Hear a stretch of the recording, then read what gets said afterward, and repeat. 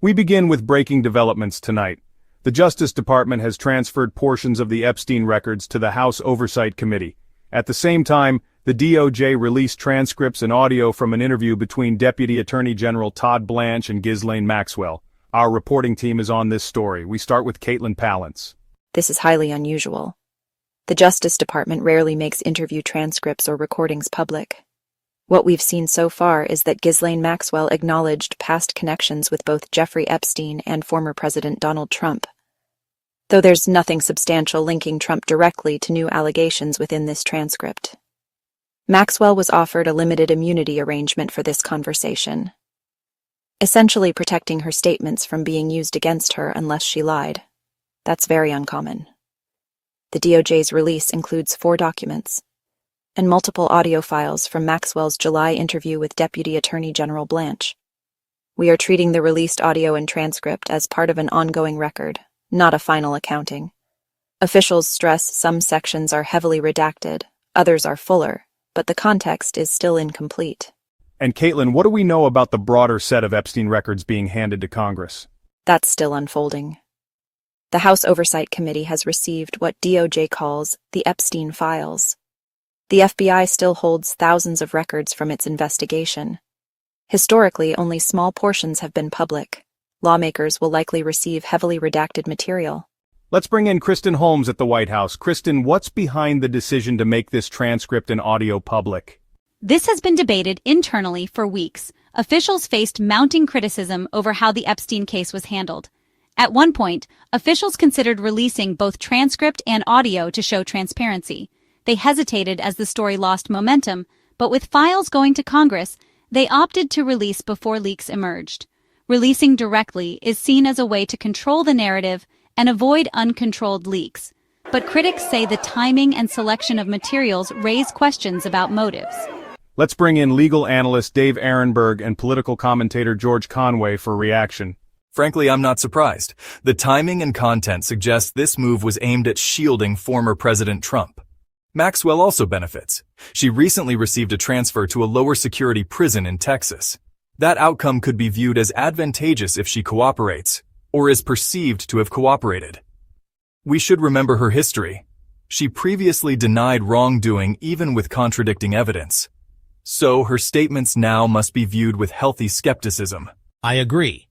The mere fact this was released indicates officials thought it would not harm Trump. Maxwell had incentive to downplay connections between Trump and Epstein. The bigger question, what's in the full set of Epstein records? The FBI has thousands of documents. We've only seen fragments.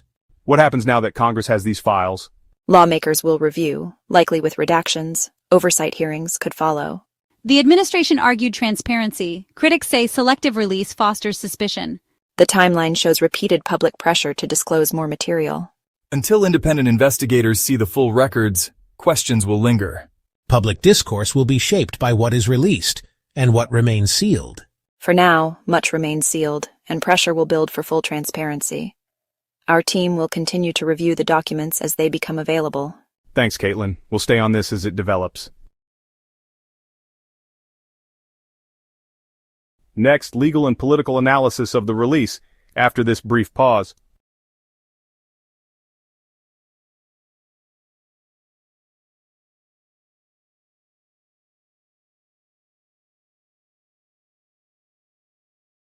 We're joined now by legal analyst Dave Ehrenberg and political commentator George Conway. The release reads like a defensive move.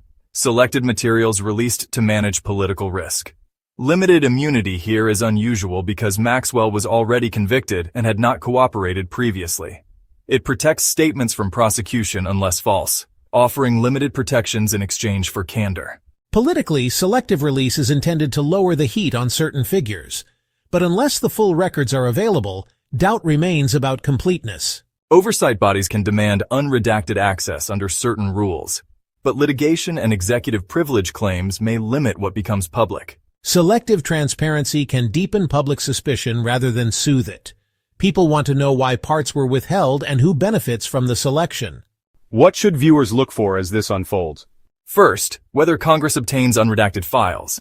Second, independent investigators and witnesses who can corroborate or challenge the claims. Third, any legal moves to compel fuller disclosure. Possible outcomes range from greater clarity to continued secrecy. Which path depends largely on congressional oversight and legal challenges. Even with more material, parsing credibility will be complex. Immunity deals and incentives matter. And the public will judge not just what's revealed, but why and when it was revealed. The White House framed this as an attempt at transparency amid mounting pressure, but internal debates show it was a fraught decision. Bottom line, these releases raise as many questions as they answer. Our team will continue to analyze each document as it becomes available. For updates, follow our coverage online and subscribe for notifications. Watch for subpoenas and any legal moves to unseal material. And watch the messaging. Who benefits from what is released? That's our coverage tonight. We'll bring you developments as Congress and the DOJ move forward. Good night.